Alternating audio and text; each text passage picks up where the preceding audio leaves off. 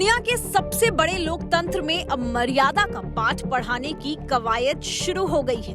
बता दें कि केंद्र सरकार ने सांसदों के मुख से निकलने वाले शब्द बाणों को मर्यादित करने के लिए कदम उठाया है। साथ ही संसद भवन परिसर में अब धरना प्रदर्शन करने पर रोक लगाई गई है।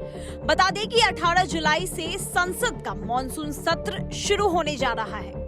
सरकार के जारी आदेश के अनुसार संसद भवन परिसर में कोई भी सदस्य धरना प्रदर्शन, हड़ताल और भूख हड़ताल नहीं कर सकेगा। इसके साथ ही कोई धार्मिक कार्यक्रम भी परिसर में आयोजित करने की अनुमति नहीं होगी।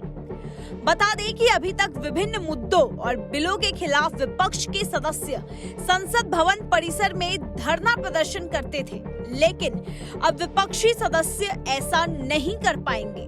इससे पहले लोकसभा सचिवालय की तरफ से एक लिस्ट जारी की गई, जिसमें कई शब्दों को असंसदीय बताकर उन पर पाबंदी लगा दी गई है।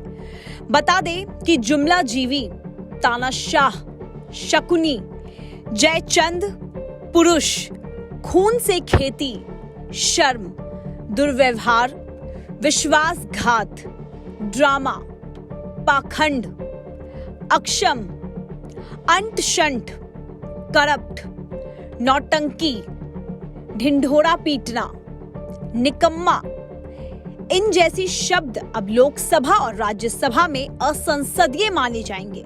साथ ही लॉलीपॉप, चंडाल चौकड़ी, गुल खिलाए, पिट्ठू कोविड स्प्रेडर, स्नूप गेट, तानाशाही, विनाश पुरुष, बॉबकट जैसे शब्दों को भी अब दोनों सदनों में इस्तेमाल अमर्यादित माना जाएगा। कुछ मुहावरों को भी संसदीय कार्यवाही के दौरान बैन किया गया है, जिसमें उल्टा चोर कोतवाल को डांटे, हाथी के दांत, घड़ियाली आंसू, चोर चोर मौसेरे भाई, ठेंगा दिखाना, तलवे चाटना, मिर्ची लगना, काव काव करना जैसे मुहावरे भी शामिल है। वहीं अध्यक्ष और सभापति पीठ पर आरोप को लेकर भी कई वाक्यों को असंसदीय श्रेणी में रखा गया है। इसमें आप मेरा समय खराब कर रहे हैं, आप हम लोगों का गला घोट दीजिए, चेयर को कमजोर कर दिया है और यह चेयर अपने सदस्यों का संरक्षण नहीं कर पा रही है आदि शामिल है। सरकार के इस आदेश के बाद विपक्ष लगातार सरकार पर हमलावर है।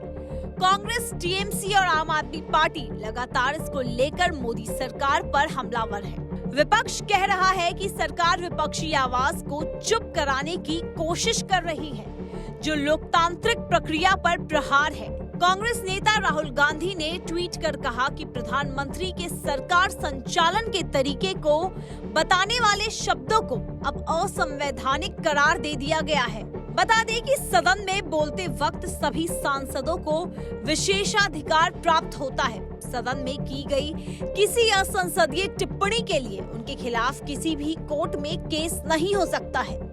वहीं सदन में बोले गए असंसदीय शब्दों के लिए लोकसभा अध्यक्ष और राज्यसभा सभापति ऐसे सदस्यों को कार्यवाही से बाहर कर सकता है। अब ये देखना दिलचस्प होगा कि मॉनसून सत्र में इन शब्दों के प्रयोग के बिना विपक्ष किस तरह से सरकार को घेरता है।